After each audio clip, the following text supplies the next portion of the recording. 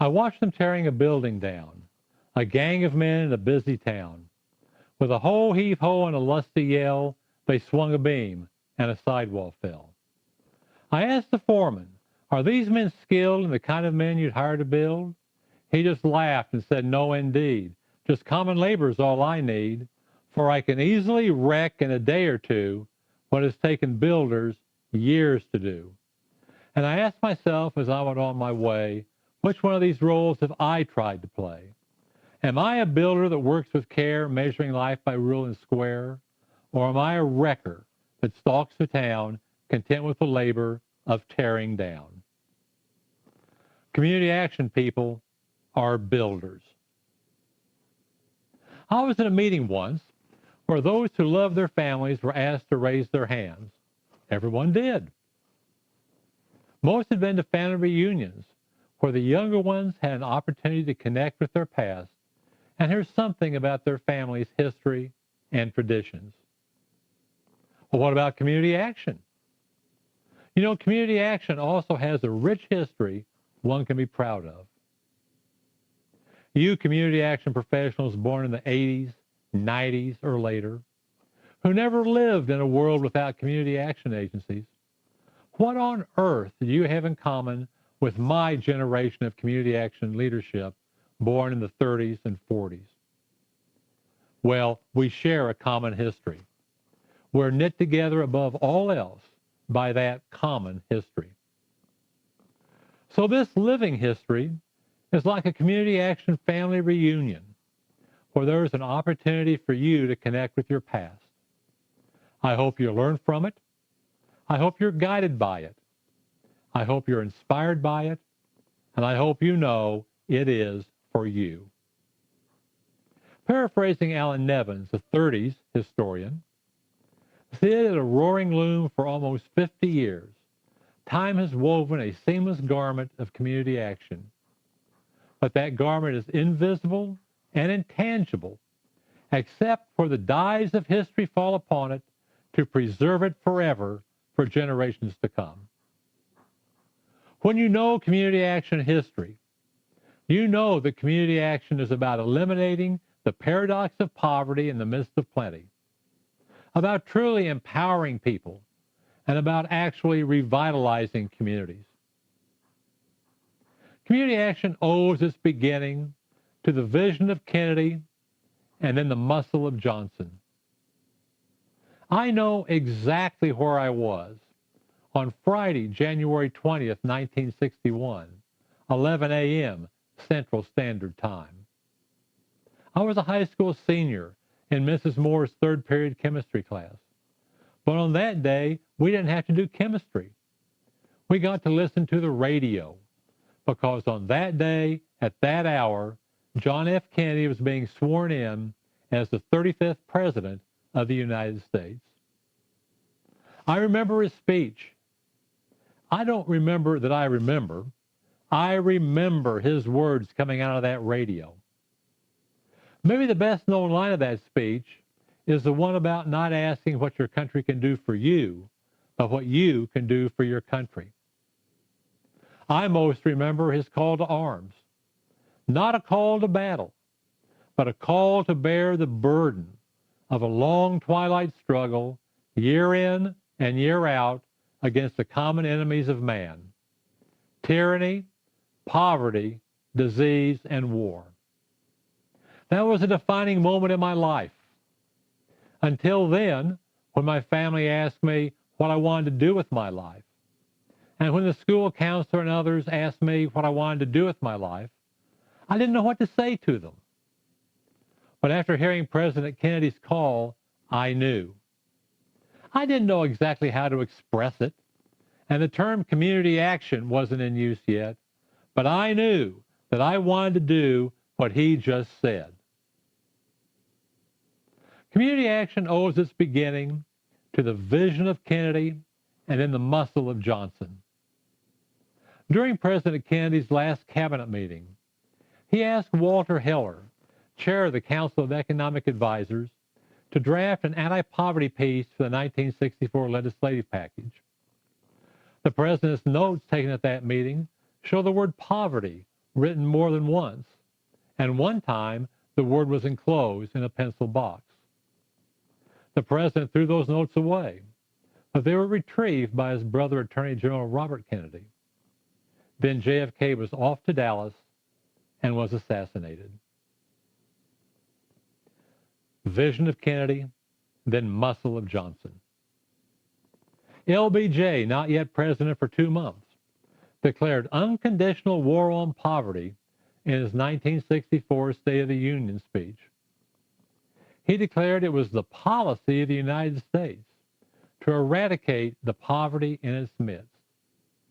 Talk about public policy, eradicate the paradox of poverty in the midst of plenty. That year, 1964, he signed the Economic Opportunity Act into law, and the Elementary and Secondary Education Act, and the Civil Rights Act, and in 1965, the Voting Rights Act. And before he left office, a great many other laws that shaped his noble, great society. We had good times under President Johnson, and poverty rates did go down. But in March 1968, he announced he would not seek re-election nor accept his party's nomination. Hubert Humphrey was nominated that summer and was opposed by Republican nominee Richard Nixon, and Nixon won in a very close election. Richard Nixon was no friend of community action and was determined to shut us down. Better bring in Charles Braithwait, a community action hero. Mr. Braithwait has been the right person at the right place at the right time, every time for 50 years, someone was needed to lead and promote the community action movement. Community action has been his life's work, and he has risked everything for community action. He has been a community action leader since the beginning and was founder of Missouri's West Central, the community action agency in his hometown, Lowry City, and the surrounding area. At the time, an OEO representative took a shoebox filled with papers from under his desk, shoved it across the floor with his foot, and said to Mr. Braithwait, "Here it is, it's yours." There was a little money, but no office, no structure, no precedent, and no pattern. Mr. Braithwait got to work. A few years ago, he received a telegram from the president congratulating him for his accomplishments and many years of service. But in the early 70s, he received another telegram from another president through a messenger, Howard Phillips. That telegram detailed the closing of the Office of Economic Opportunity and the ending of community action. Mr. Braithwait sued the President of the United States to force President Nixon to keep sending the congressionally appropriated funds for community action agencies. And all through the Howard Phillips days, as those times were known, he was our leader. He was the inspiration then he is today. And we know his sacrifices and accomplishments during the Howard Phillips days were for us, all of us, and especially for low-income people. Make no mistake, the community action movement would have died in 1973 without those dollars. I know because I was there. And guess what? He won his suit, and community action was saved. Howard Phillips has taken his turn running for president. In 1996, on the U.S. Taxpayers Party ticket. In 2000, something else. And while Mr. Phillips has been busy running for president, Mr. Braithwait has been busy being the president. At one time or another, president of everything community action has to be president of. His state's Community Action Agency Directors Association, the National Community Action Association, known as the Partnership, and the National Community Action Foundation. And he is a participating, if not founding member, of almost every other community action group and many related organizations.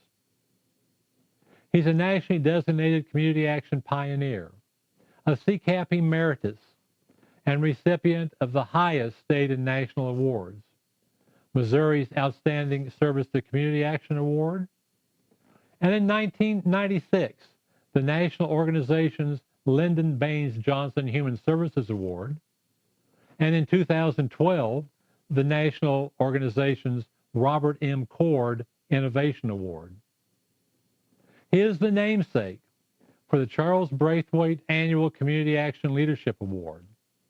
The citation states, awarded to an individual in the community action movement who exemplifies the standards of leadership, dedication, and energy demonstrated by the outstanding national leader, Charles Braithwait. So in community action, Mr. Braithwait is a 6 decades man, 60s, 70s, 80s, 90s, aughts, and teens, and has made many professional and personal contributions in each one of those 6 decades. Contributions for you, my generation's successors, and contributions especially for low-income people. Mr. Braithwait, you truly are a community action legend. Thank you, Charles. I appreciate that very much. I would like to also say that you have earned your stripes too. And as a community action agency leader, you have been in community action now 45 years. And during that time, I think you have served almost in every position that we as workers in community action have to do, such as the director of a new neighborhood youth corps program, such as the director of the Office of Economic Opportunity at the state level, and also treasurer of the National Association for directors, state directors. Mm-hmm. And the one thing that always pleases me is that you also have received the LBJ Award. Thank you. And you deserve it, and I'm glad that you have it. So I guess we're just kind of two old pioneers when we get down to it here. That's right. So here we go. Okay. Well, I've got to ask you, Charles, I just really need to ask, how did it feel to sue the President of the United States? That's a very good question, Charles. It seems like going back, which has been a few years now, that I was just totally numb. Mm-hmm. I knew what we were doing. I knew what we had to do. But I guess the fear factor just kind of made me numb. Okay. But also, I believe the thing that helped me through all of this was that community action is a big part of my life. And it's very close to my heart. And I felt like that having in the position that I was in, that it must be done. So there was a driving force behind the fact that I had to do this. Okay.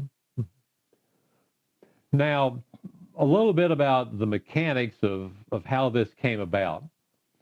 In Missouri, the Community Action Agency Directors Association met on the second Thursday and Friday of each month. But in many cases, the agency board meeting would be on that second Thursday. So it was not uncommon for a director to travel to Jefferson City for the first day of the Directors Association meeting on Thursday, drive back to their home Thursday evening for the board meeting, and then drive back late Thursday night for the Friday session of the association. And Charles, your board was one of those boards that met Thursday night. Right. So you drove back to your agency for the board meeting, and the board really supported you and helped you in getting this started. Talk about how that happened. Well, first, our board is made up of local individuals, and some of them are leaders themselves and understand the need for action whenever necessary. So I laid out the whole picture as well as I could to the board. They were uh, very, very interested, asking questions, etc. And when we finished, the chairman said I would accept a motion that our board of directors will support you, Charles Braithwait, in your endeavor to hopefully continue community action program.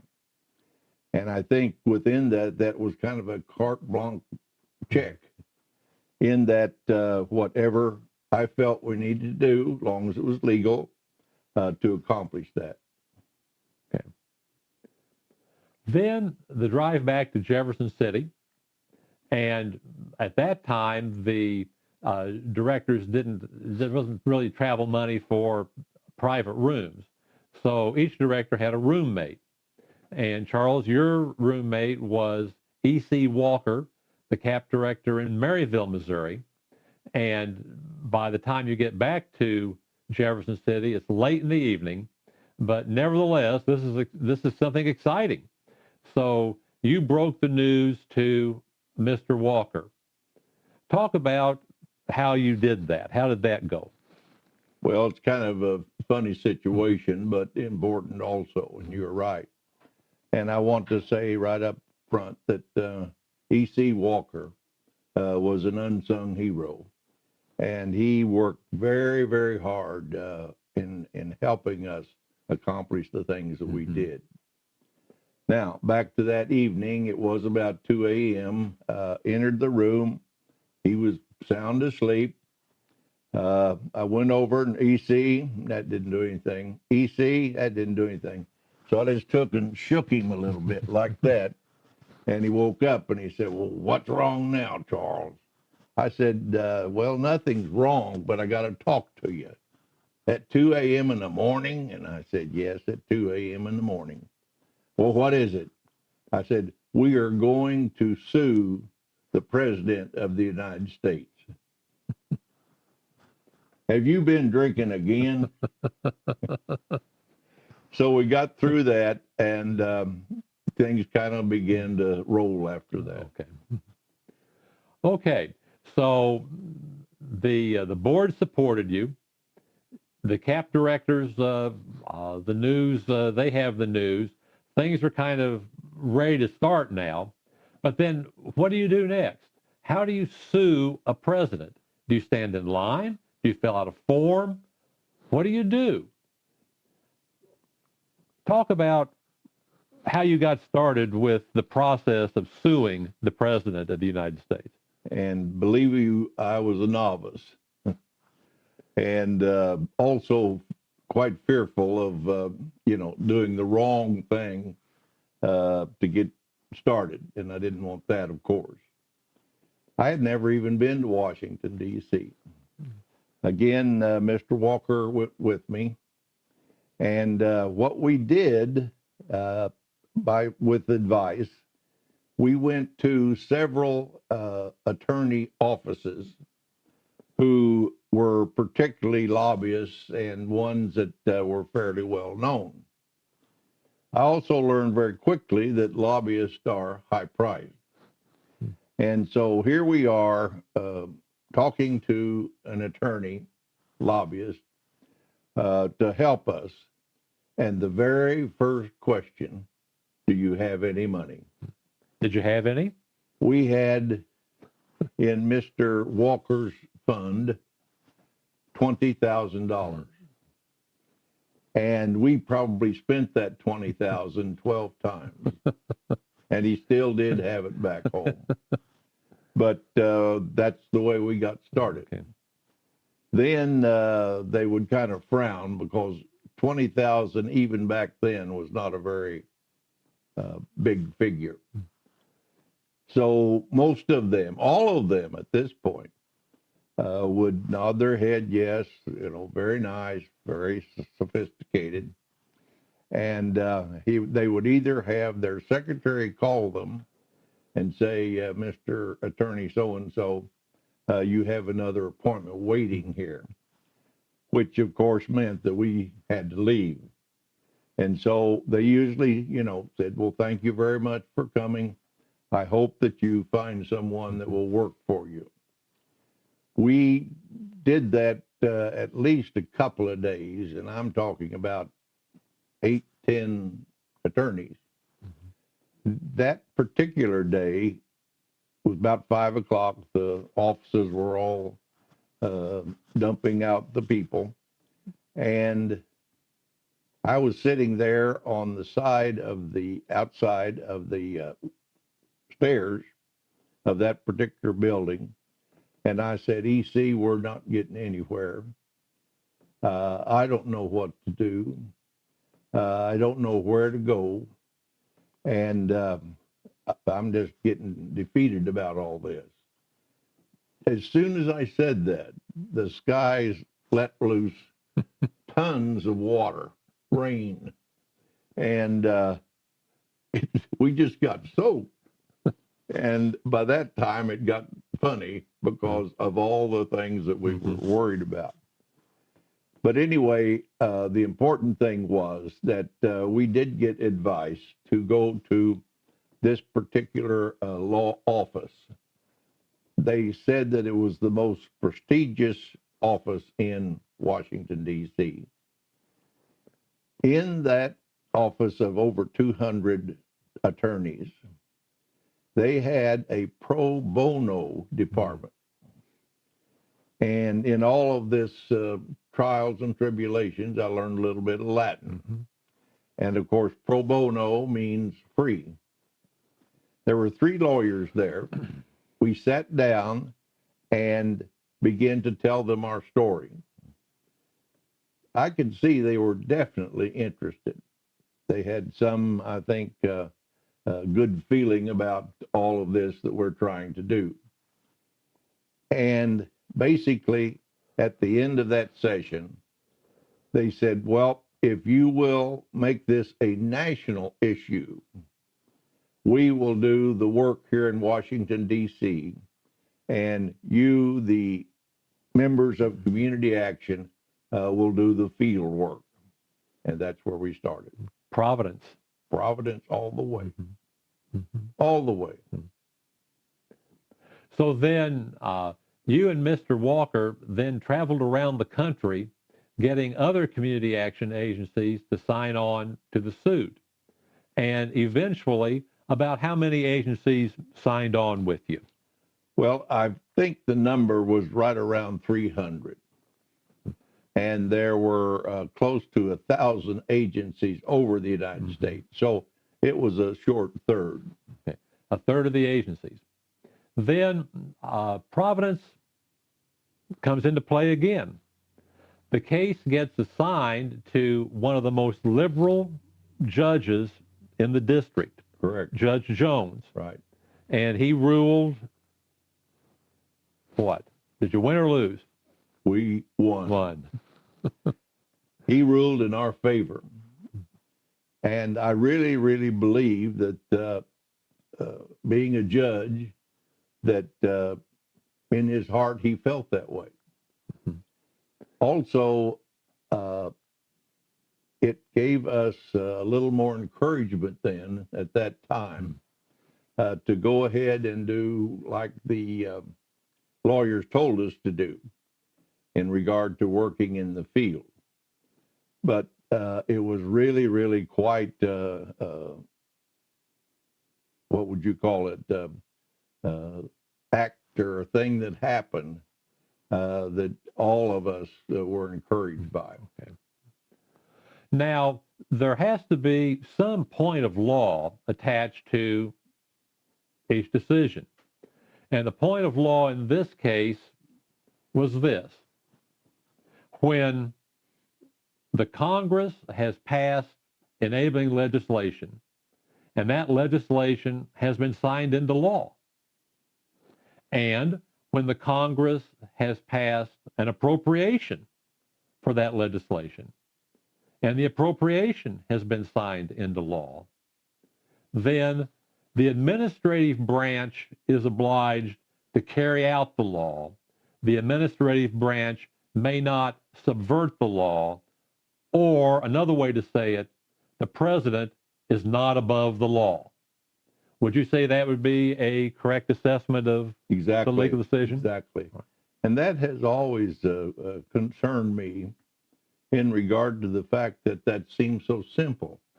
Yet, I think the individuals that were involved, including the president, just felt confident enough that they could run us off and not worry about it. Okay.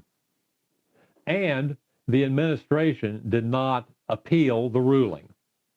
It was accepted. Correct. And that was another surprise also. Mm-hmm.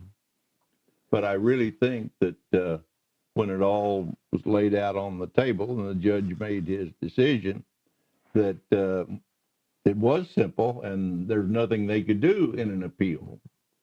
So it all worked together. And if we ever had Providence, it was there. Howard Phillips, Nixon's appointed director of the Office of Economic Opportunity, then faced his own problems. The OEO Employees Union filed a suit to have him ousted. And he was, in fact, ousted. The rule of law there was that since the Office of Economic Opportunity was in the executive office of the president, the person appointed to head up that office could serve only with the advice and consent of the Senate. And not only had Howard Phillips not been confirmed by the Senate, his name hadn't even been sent forward to the Senate. So Howard Phillips was ousted because he had not been confirmed by the Senate. Well, one might think this is the end of this story, but it's actually only the beginning. There were two problems now. The new director of the Office of Economic Opportunity was a man named Al Arnett. And Al Arnett was confirmed by the Senate, and he had his marching orders, which were shut them down and this time do it legally. The second problem was, all this is in May or so of 1973, and appropriations are annual, and there was no 74 appropriation. And there were how many votes? There's 435 people in the House. That means you need 218 to pass. And my understanding is we had less than 100. Less than 100. Less than 100 votes. So we've got two big problems. Administrative, the new director is going to shut us down legally. Legislative, no appropriation. Let's deal with administrative first. Talk about how we dealt with Al Arnett. Mr. Arnett was kind of an interesting individual. And I could see from the beginning that he was very interested in the program, meaning active. He wasn't one that just sat back and let things fall apart. But of course, that was being against us. So it was, I could see, more difficult as far as what we had to do. About that time, I called a meeting of the executive directors of all community action agencies, and we met in San Francisco at the Mark Hopkins Hotel, which has the address of number 1 Nob Hill. And I say that because it was a very old, important hotel in the history of San Francisco. And also, that was the only hotel we could get at that late date. Okay. So we were scheduled to have the meeting. Then before that, I had talked by phone to Mr. Arnett, never met him, in regard to coming and making some remarks for all of us. Well, he, of course, decided that he did not want to do that. It took about 2, maybe 3 more phone calls, and finally he said, well, if you really want me to, I'll come out. I think that was a little ego bender for him. But anyway, he agreed. So the day arrived that he was to be with us there at the hotel. His limo drove up to the front, of course. We had several of our individuals there to greet him and, to be as polite and nice and convincing as we possibly could. So after that, we started to walk into the ballroom where he was going to speak. We got right at that door and he said, stop. I said, oh my goodness, what's going to happen now? And he said, I don't want to go in the main door. I want to go in the back door. Well, that one really worried me. But anyway, we found the back door through the kitchen. But the point is that when he went in that direction, the podium was fairly large and tall for the big room, and so he couldn't see beyond the podium. So he walked up the steps and was at the top and stood there and looked at all the people in the room.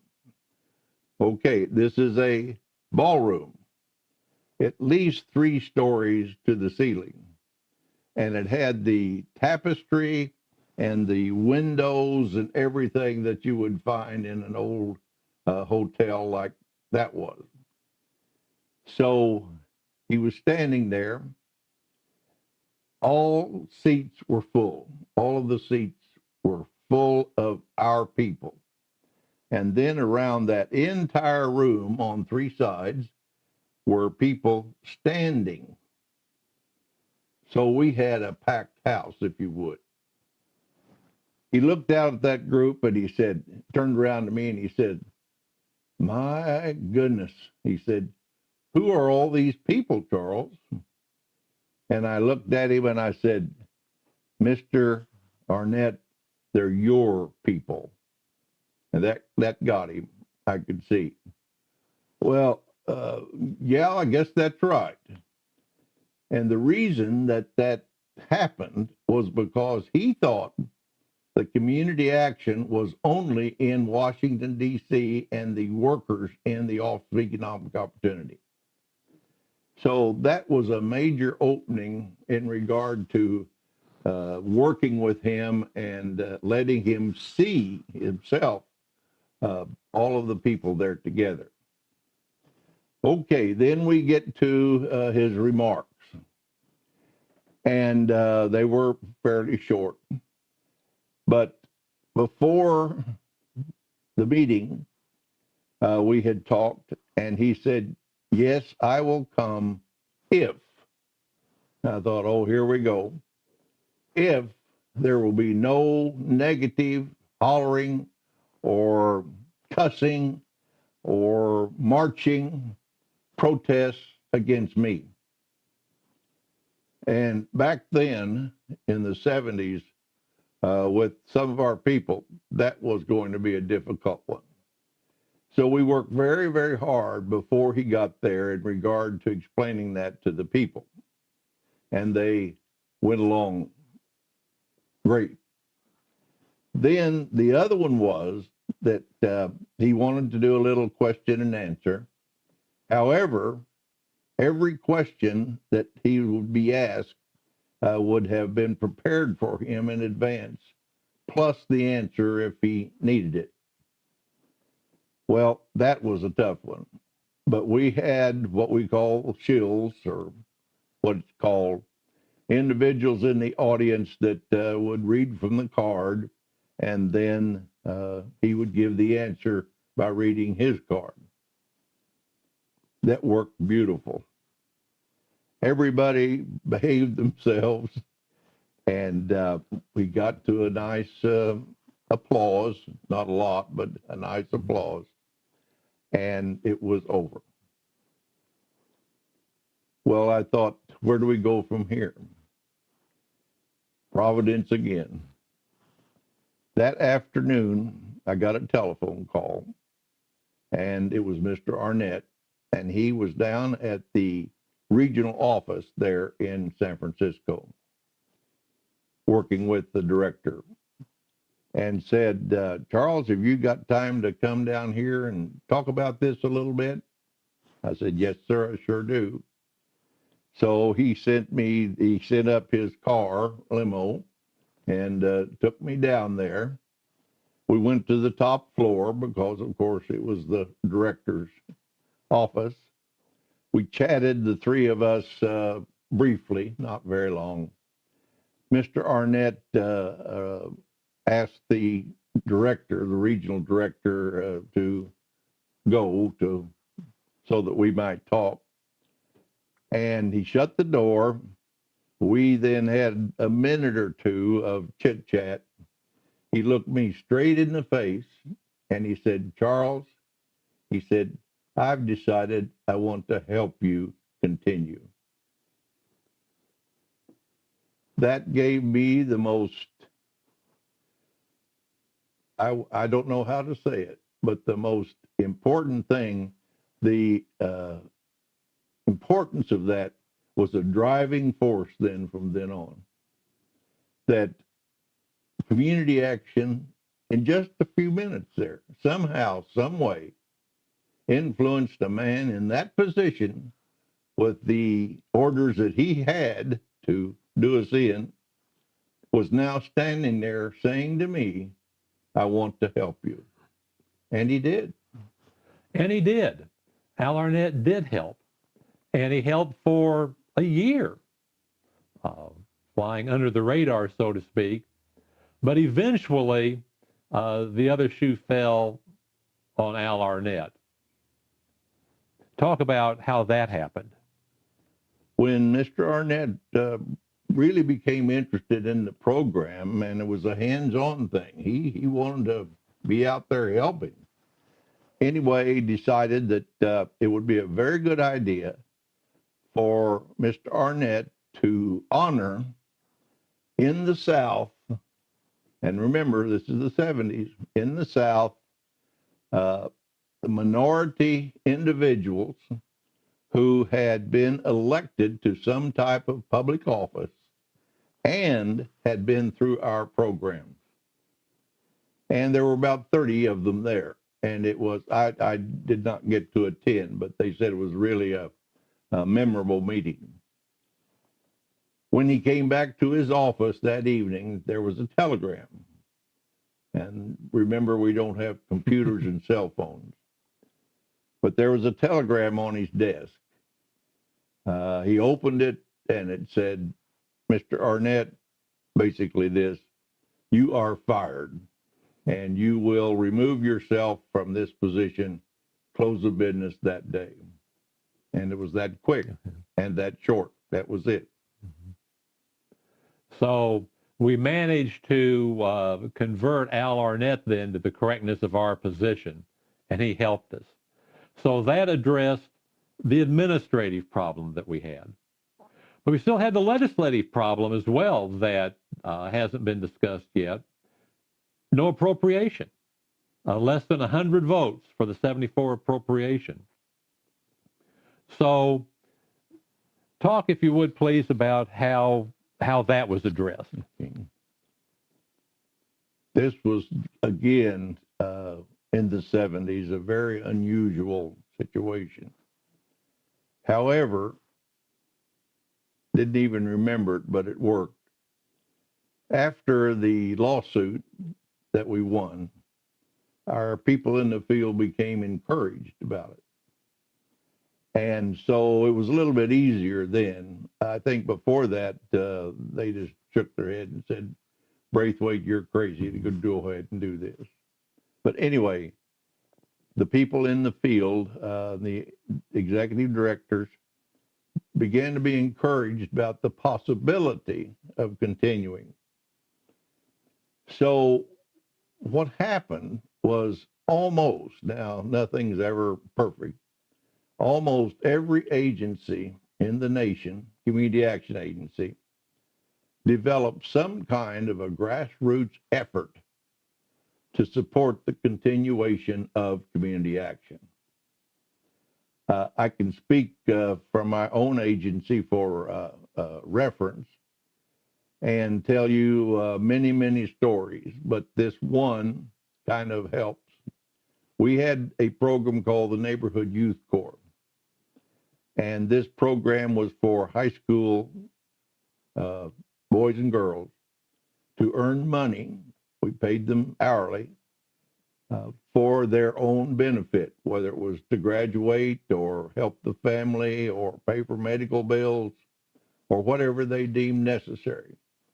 And as a sidebar to that, we found out later that the number one and number two efforts was first, help the family, second, graduate. And that made me feel good too. And we're dealing with the low income who only could work in the program by being qualified. And we qualified the individuals by family income. Back to the situation. We talked with a lot of superintendents in regard to that program. And of course, many of the kids worked in the schools, painting, cleaning, repairing, yard work, whatever. And so they were familiar with all that. We then decided, in our case, that we would go to the typing class teacher. We even had typing back then. And asked them to take this form letter that we presented to her or him and have the students practice their typing by typing that letter. I mean, the letters really began to come in then. And see, we didn't want mimeograph because it was really not that good mimeograph. And so we had to type each letter, each one. We would bring those letters back then, and the employees on their own time would send them out or give them out to everybody that they knew. Their husband, wife, even some children, which was fine. Grandma, grandpa, aunt and uncle, neighbors, people that went to church. We had people all over the nation that lived somewhere, and in that somewhere, they could develop this kind of an effort. It worked. It worked. Mm-hmm. The other example is that, and this one's a good, fun one for me, but there was a senator by the name of Tom Eagleton, a very, very supportive of our programs from St. Louis. And he was senator, of course, in Missouri. We then sent, as we did for each elected official, we'd send the letters to Senator Eagleton and then the other senator, and then to the districts of the House member all over the state. So it was depending on whether or where an individual lived. Now back to Tom Eagleton. I knew the chief of staff there fairly well. He had helped us many times. He came to our area and even spoke a time or two. But anyway, the chief of staff called me and he said, "Charlie," "Yes, John, what's wrong?" "Well," he said, "nothing's wrong," but he said, "You know what's happening?" I said, "Well, no, I don't guess. What are you talking about?" He said, "You wouldn't believe the pile of letters we've got up here from your area asking us to help continue the program. Don't you realize that we're going to help you and do that?" And I chuckled and I kind of said, Yes, John, I know that, but I thought it was very, very important to show you, to let you see, so that you might tell others in Congress what's happening, that we have the people and the local elected officials who will support this program. And he said, well, okay. He said, you know how many's up here? I said, letters? Yes, letters. I said, well, no, I really don't. He said, we have over 25,000 letters from your agency, or not agency, but the people in the district. That really was encouraging. And then to top it all off, he said, and we're told by the senator to answer each of these letters before we go home to Christmas. Well, that, of course, I had to say, oh, I'm just so sorry. But that really encouraged me that they were going to participate and that our people, grassroots, had done this. Now, a grassroots letter writing campaign, while be very, very successful, is not without certain risk. 7 or so of the letters went through the agency postage meter. You can't do that, but that happened. That's a federal offense. And the offense, of course, is lobbying with federal dollars.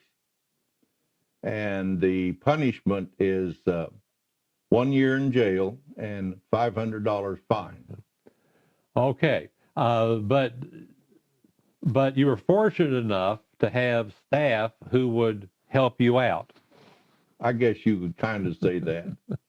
But yes, they did. And you've got to remember, too, that it was the tension was high at that time where we were, because all of these things going on. And we knew we'd made that mistake, a bad, bad mistake. So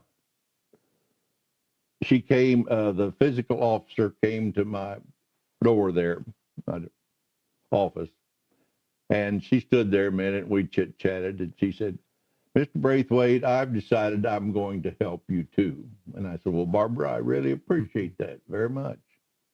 She said, I'm going to pay the $500 and you spend the year in jail. So that was a good one that we started off with also. Talk a little more, if you would, about what had happened that made these 7 letters or so, such a big deal. That was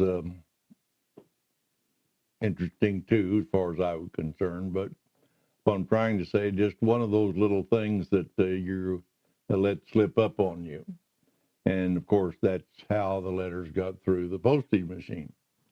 Anyway, one of these type letters went to a dentist who helped us in our Head Start program, which was kind of a blow to me that he would get involved in this, but he did.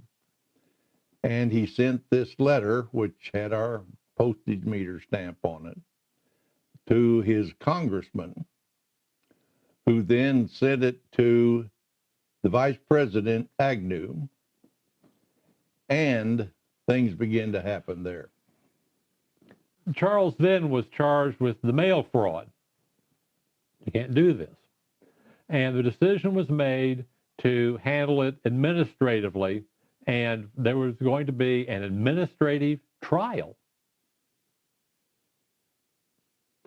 The trial was held in the regional office in Kansas City, and it was in the auditorium. And the other federal workers in the building were detailed that day to be in the auditorium, to be the audience, to watch this trial so that they could see just what happened to someone who crossed the line. Have you ever heard of a kangaroo court? This was an administrative version of a kangaroo court. Correct. The prosecution had the letter, showed the postmark, and had it there. The board chair at West Central at that time was a Catholic priest who was also from El Dorado, William Crudwig. And Father Crudwig accompanied Charles to Kansas City for the trial and had said something along the lines of, well, you know, Charles, I think today is a white collar day, meaning he would wear his clerical garb. And he did that. And he offered the defense.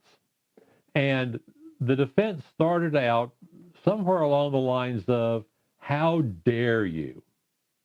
How dare you do this? Here's a person that's working hard to try to put people out of work to work, to feed the hungry, to assist the poor. How dare you do this? Very, very eloquent. But it's a kangaroo court. So the verdict comes down, guilty as charged. Now, so far, nothing has really happened yet except people have been talking. There's been no punishment. And the power in all this is with the person who sets the punishment. And that fell to a very, very dear friend, a long-time community action supporter, Wayne Thomas.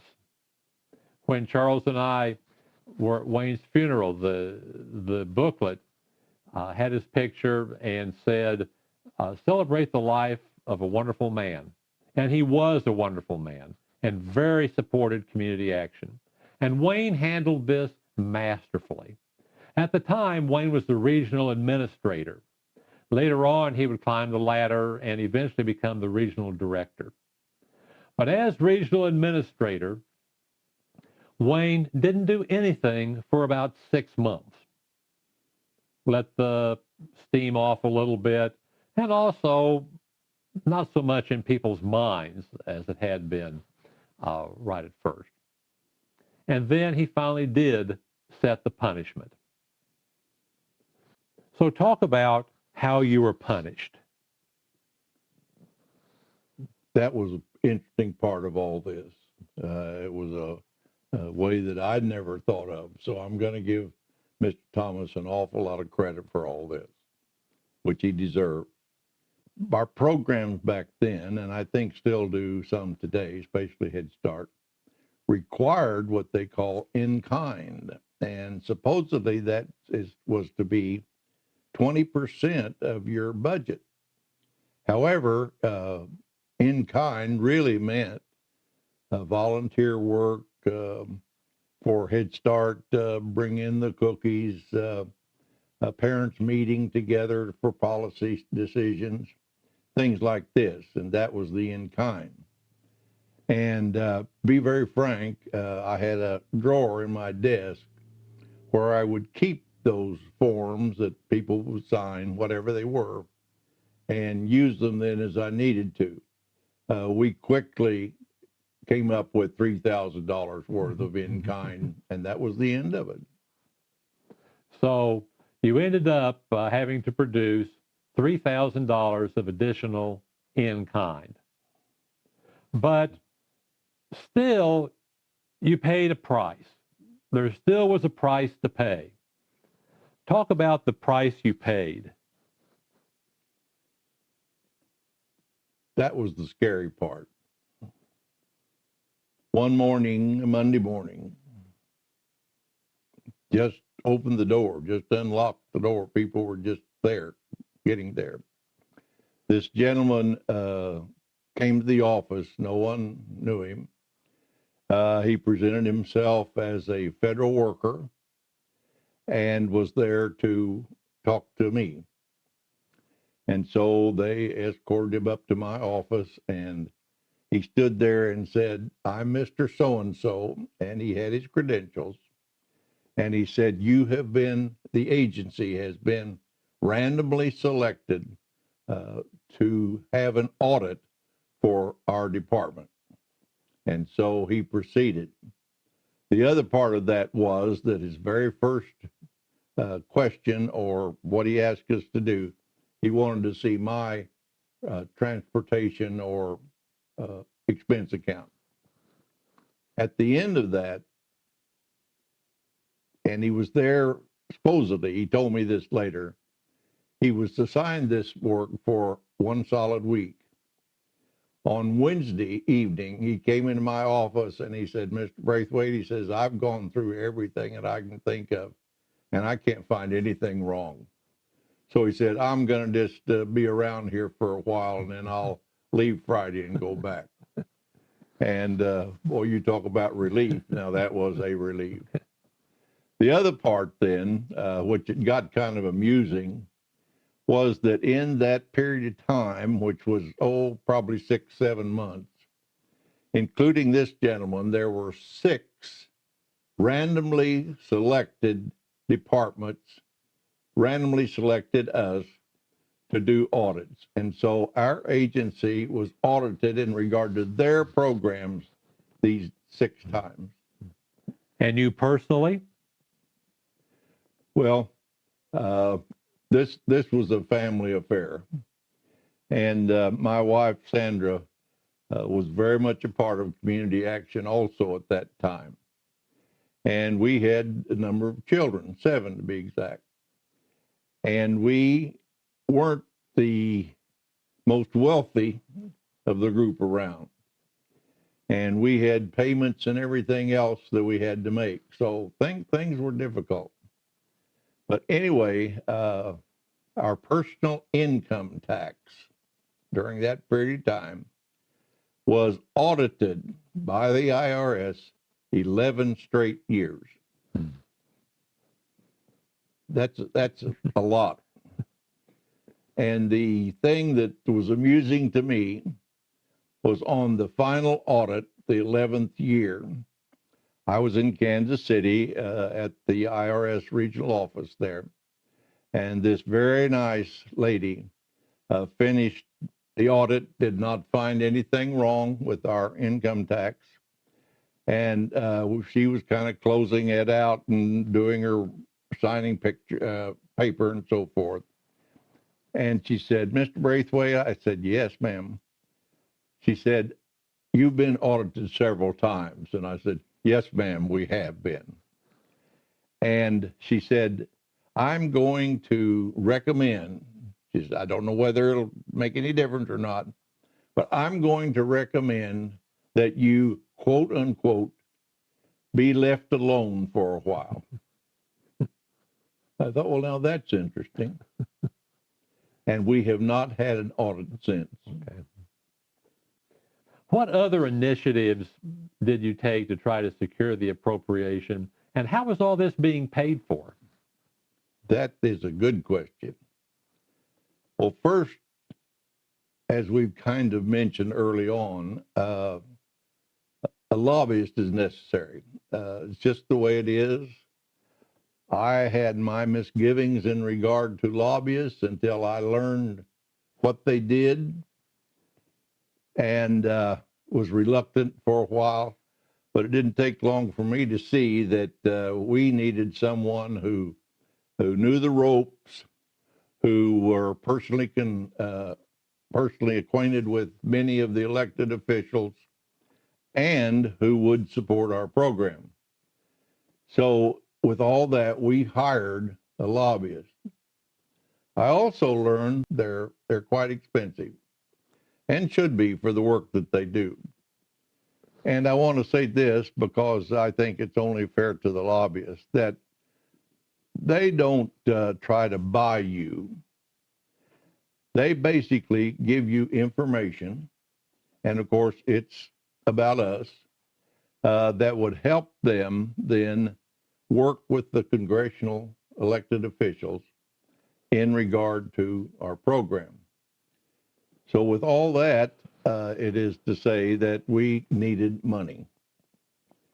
And how do you do it? Well, number one, it was also, thank goodness we didn't, use any federal dollars to support the program.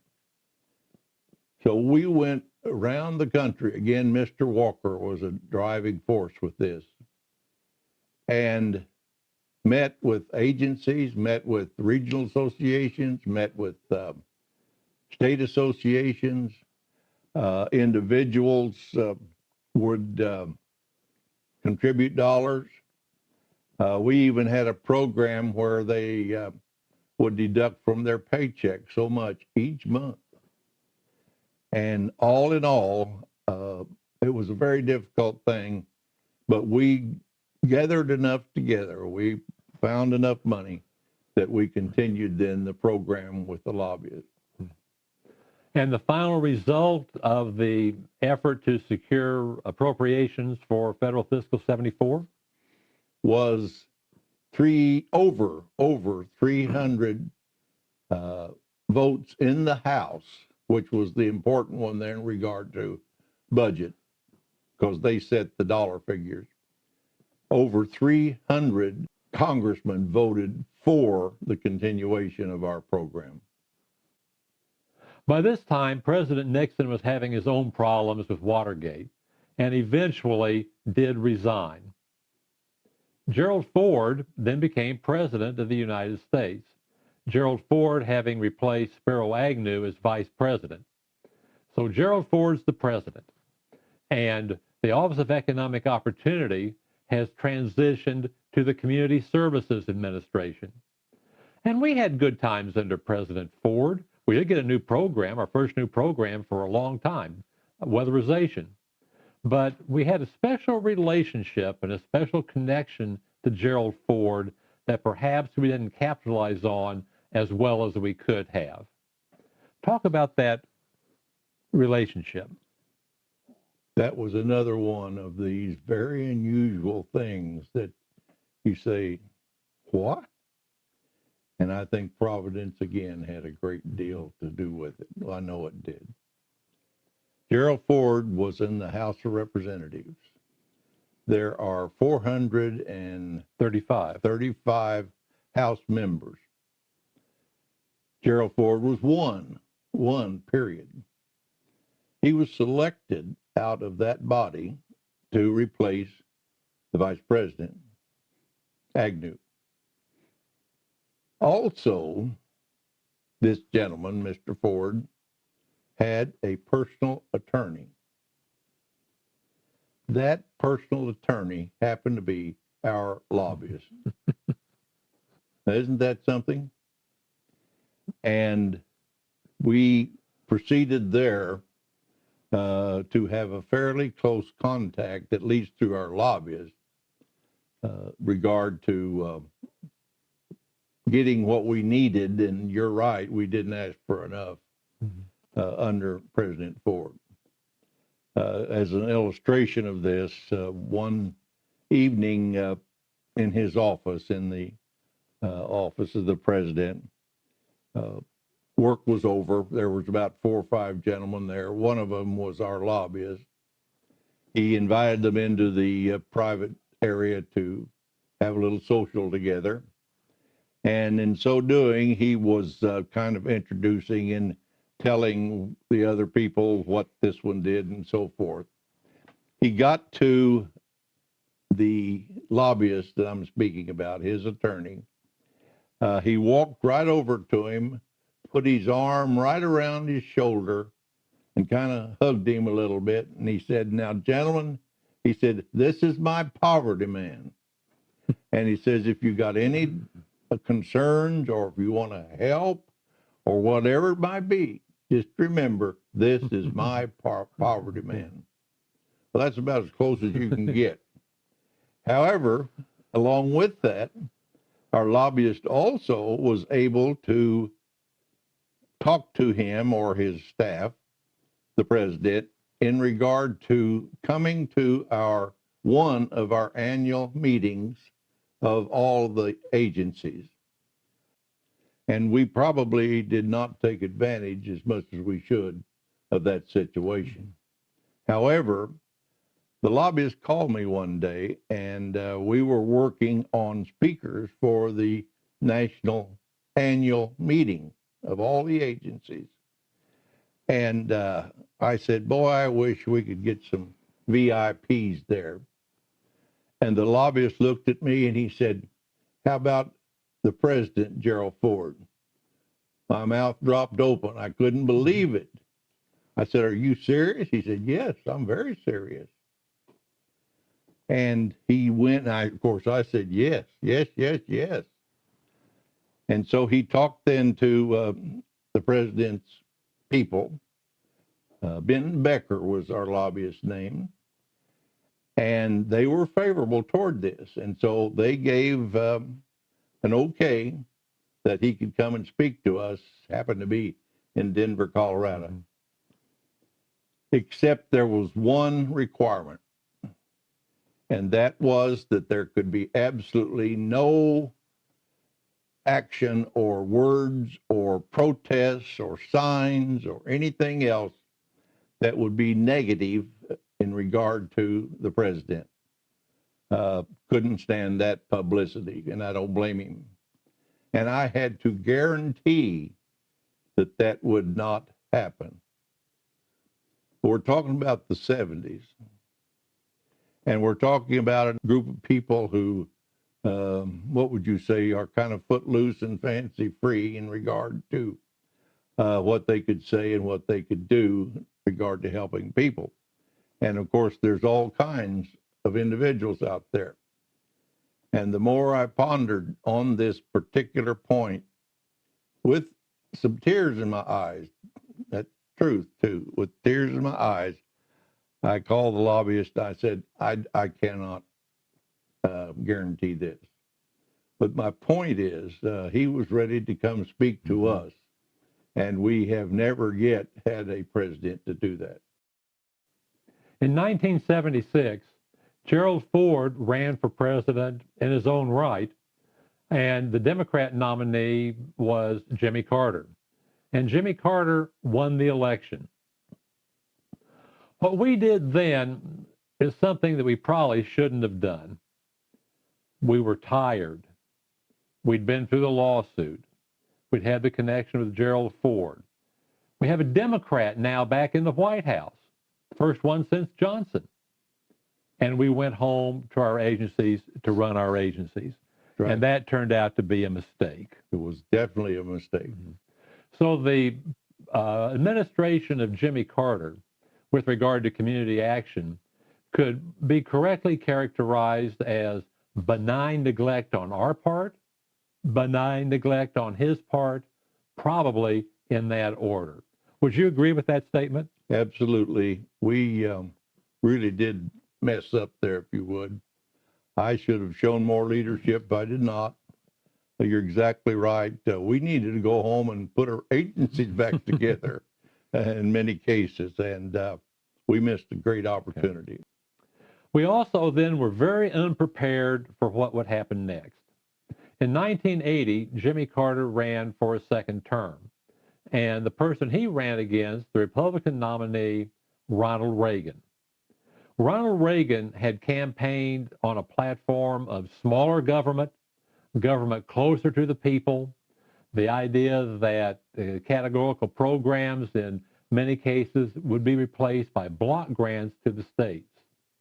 And he also had a list of 10 programs that he promised would be ended if he was elected president. And he was elected president in a landslide election. And we made his list of 10, didn't we? Yes, twice. Number 1 and number 2.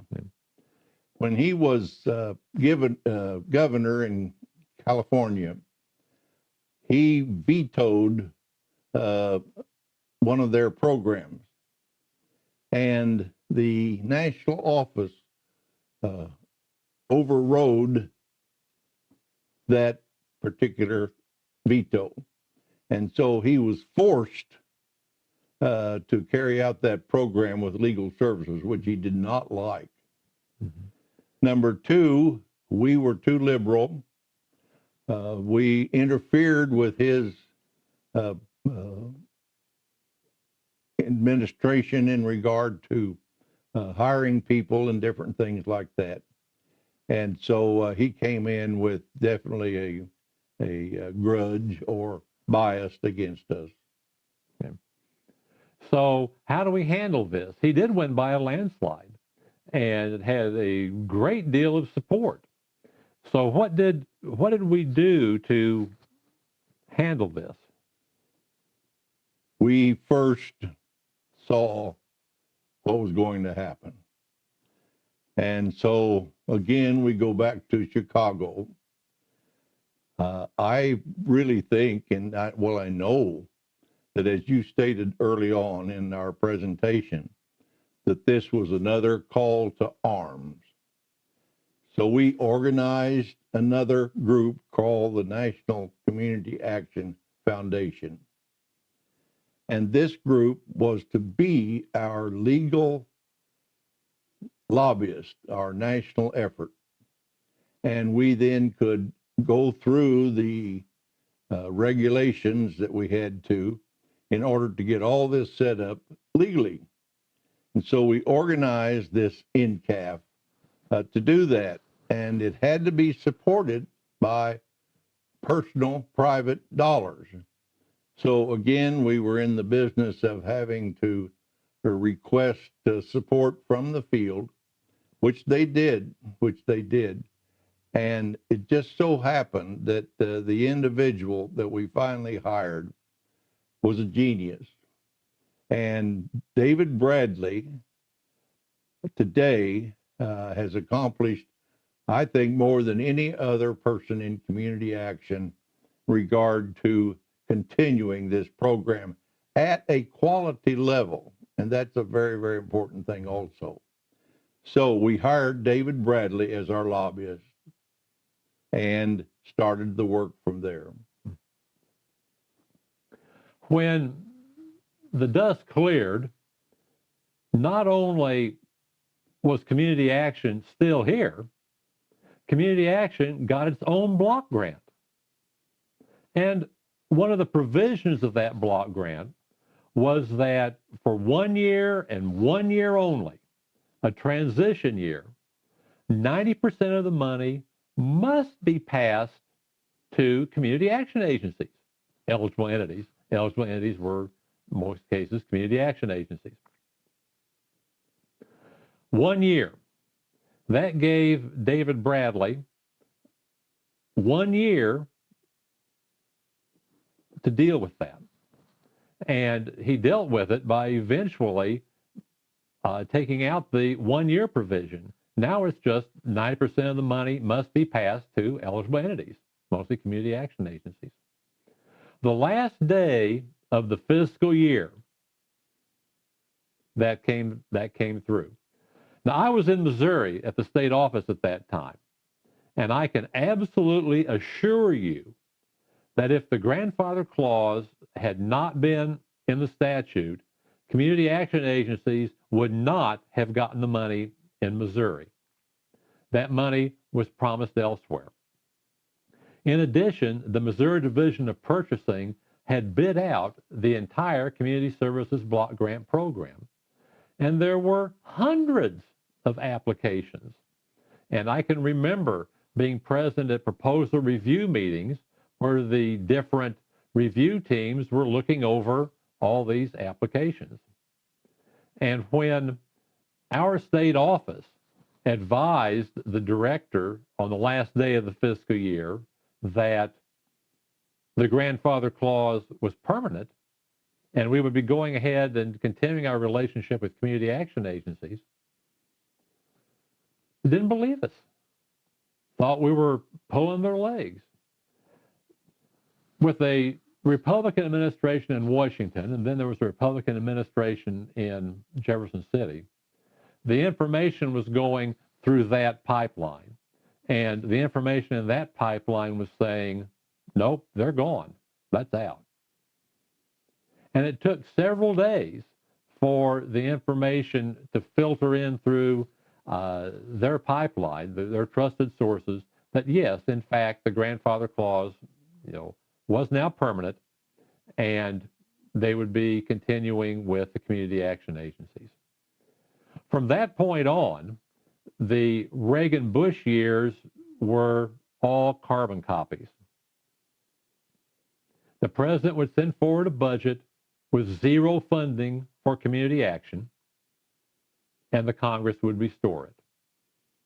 I think there was one year where there was a small amount of money for closeout, but except for that year, zero requested, Congress restored it, in many cases increased it. In 1992, President George Herbert Walker Bush ran for his second term, and the Democrat nominee that year was Bill Clinton, and Bill Clinton did win the election.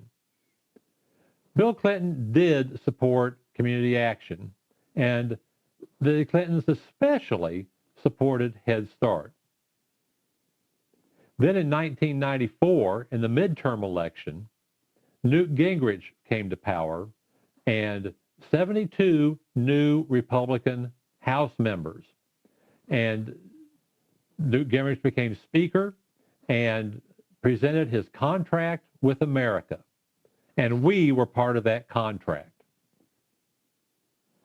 Talk about that contract and what we did about that. We dealt in a way that was really unusual, I thought. And again, I know it was Providence. But anyway, Newt Gingrich supported many new Republicans in the election. And 72 of them were elected, new, younger in most cases, with a little more interest in being progressive, came to the House. So basically, we had 72 new people who were beholden to Gingrich. The important thing to begin with there, and it had been happening before, but really this time, is our bipartisan effort. And that is very important in regard to working with elected officials, that you work in a bipartisan manner. Now, the one side may say no, and you can't do anything about it.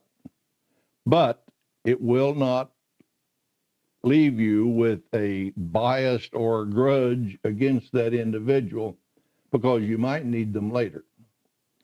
So my point being, it was a bipartisan effort that David did. And he convinced 7 of the new 72 Republican congressmen to request a meeting with Mr. Gingrich. After working on it for several months, Gingrich's office agreed. So the day and the time came, and they all gathered together, with David being there, of course. David started his presentation. Almost at the very, very beginning, the bells and the lights began to ring and light up on the clocks that each congressman has in their office in regard to what they need to do in regard to going back to the floor of the House for legislation. And this particular call was for everybody to come back and vote, physically vote, on whatever issue it was.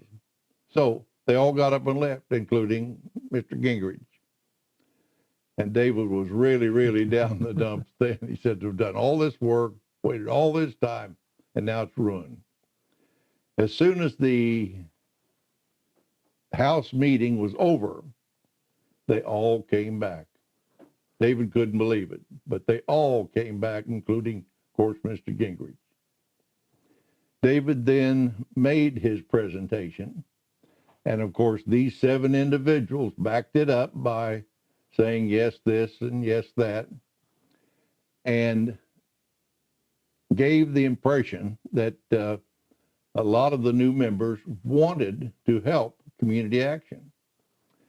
Well, it also happened, same time, that there was quite a bit of public opinion against the Republicans and Gingrich especially, in that they really did not support a program for low-income people. Well, guess what? We were the program. David was there.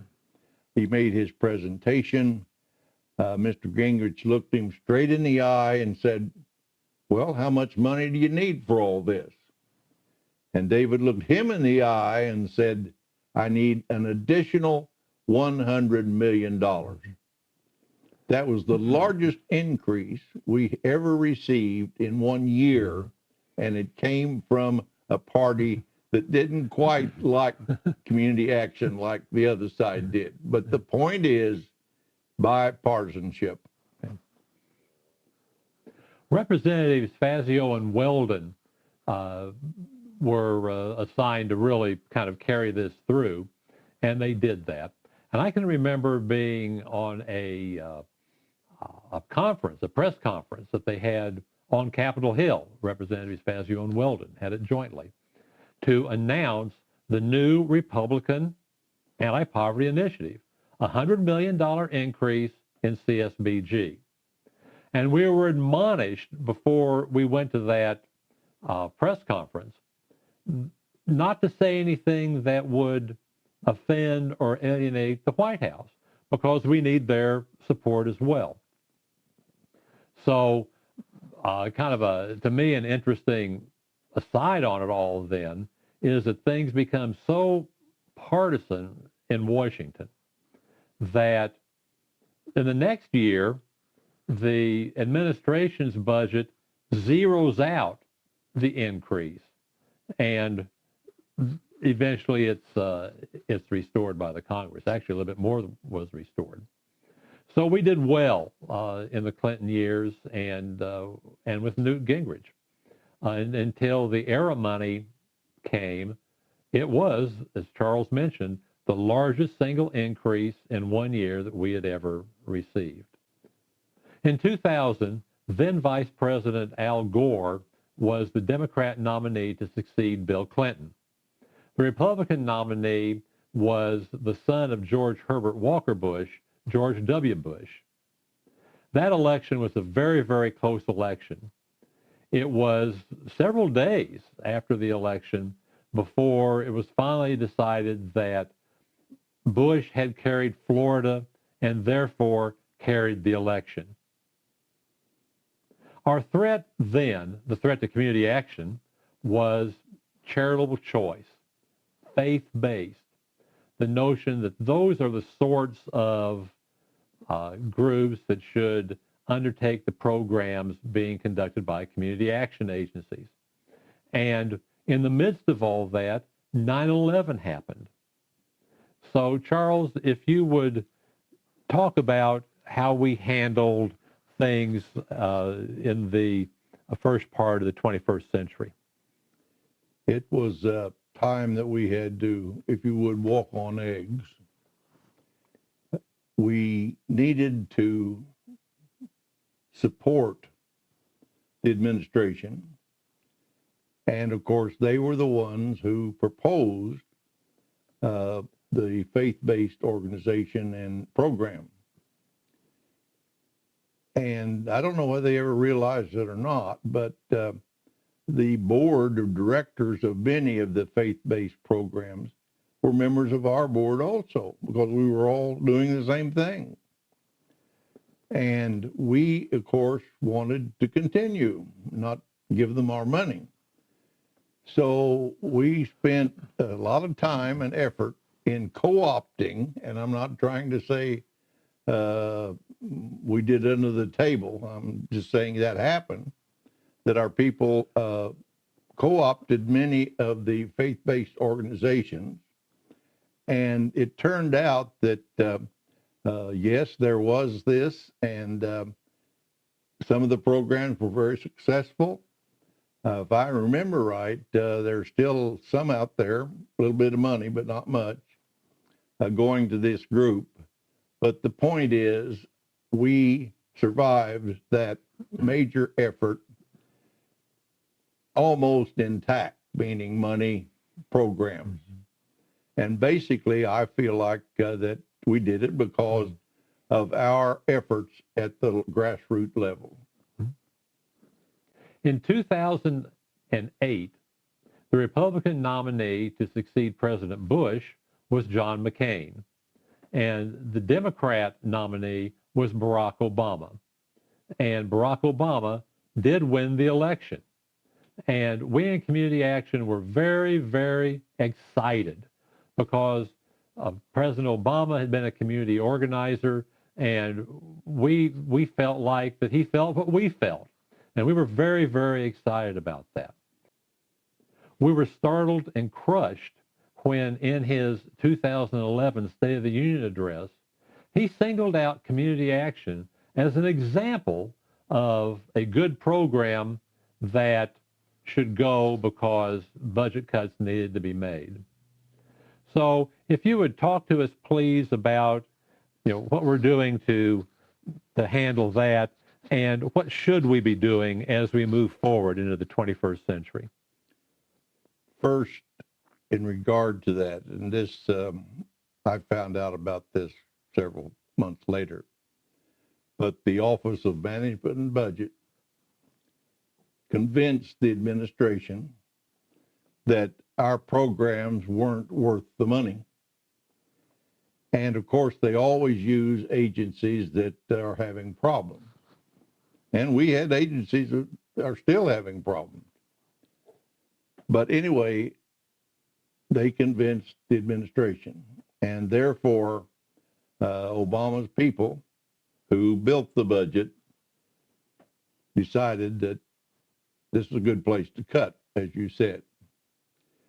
So that's what we're trying to fight against right now. And as you know, at this time, the congressional part of the budget or appropriations has not been settled by any means. And a super committee, which hopefully a year ago was to lay out all of these cuts and design the program, failed to agree on it. And according to the information that I have, is that when they didn't, then if they can't do it now, meaning Congress, all programs will get a 9% cut. Well, that's good in regard to surviving, but that's bad in regard to continuing.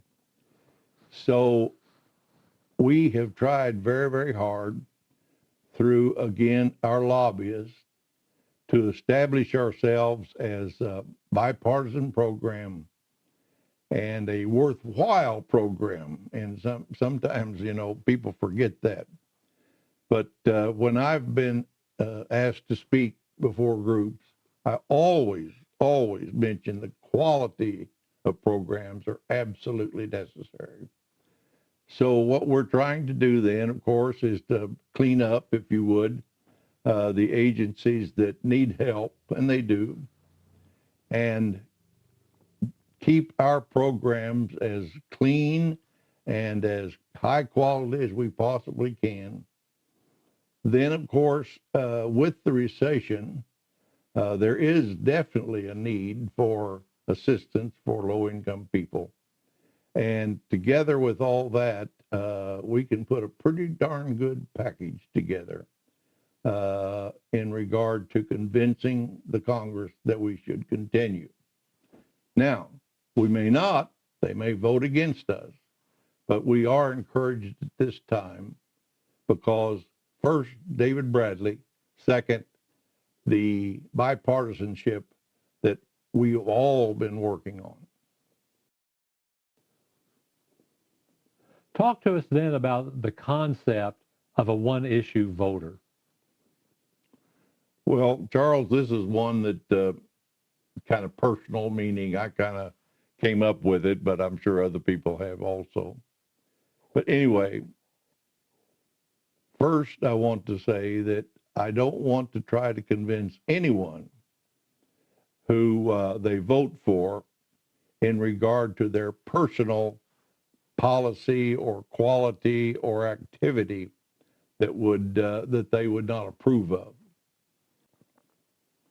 Then beyond that particular point, I have proposed that each individual look at the situation when they vote as a one-issue vote. Well, what's that mean?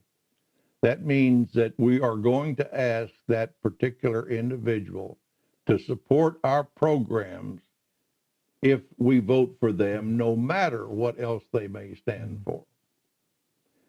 And so what we would intend to do then would be to convince the individual that they support our program, but politicians are known to change their mind. So what we advise all of our people to do is to get the elected official on paper or public or in the newspaper, radio, TV, to establish the fact that he will continue our program. Charles and I have a mutual friend who worked for the Office of Community Services in Washington, Dr. Margaret Waschnitzer. And Dr. Waschnitzer had a saying that there is no success without successors. Well, you there are our generation's successors. Charles and I retired a long time ago. You're carrying the torch now, and we are representative of the many in our generation, of the first generation of community action leadership, who are looking to you to carry these programs forward. So you are our successors. Carry that torch and be proud. When President Johnson signed the Economic Opportunity Act in the Rose Garden the morning of August the 20th, 1964, as you know, presidents can't sign the bill. They have to give a speech.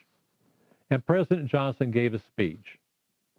And I've come to realize that Johnson was astute enough to know that that speech was not just being given to those in attendance at the Rose Garden that morning. This speech is for you. He was giving that speech for posterity. This is a speech to you. And I hope that you take it personally. So here's from President Johnson. Today, for the first time in all the history of the human race, a great nation is able to make and is willing to make a commitment to eradicate poverty among its people. This is not in any sense a cynical proposal to exploit the poor with the promise of a handout or a dole. We know, we learned long ago, that answer is no answer. The measure before me this morning for signature offers the answer its title implies, the answer of opportunity. For the purpose of the Economic Opportunity Act of 1964 is to offer opportunity, not an opiate. We are not content to accept the endless growth of relief rolls or welfare rolls. We want to offer the forgotten fifth of our people opportunity, not doles. That is what this measure does for our times. Whatever your situation in life, whatever your partisan affiliation, you can be grateful and proud that we are able to pledge ourselves this morning to this historic course. You can be especially proud of the nature of the commitments that you're making. So I hope you are proud of what you're doing. The founding fathers would have been proud of you. Sergeant Shriver, the first director of OEO, taught us that, because you also have pledged your lives, your fortunes, and your sacred honor to the well-being of your country, your lives, the time of your life, your fortunes, if not your money, certainly your talents, and your sacred honor. Committed to ethics, fighting the good fight to eradicate poverty. You're better than you think you are. You're stronger than you think you are. You're needed, and you belong, and you are the builders.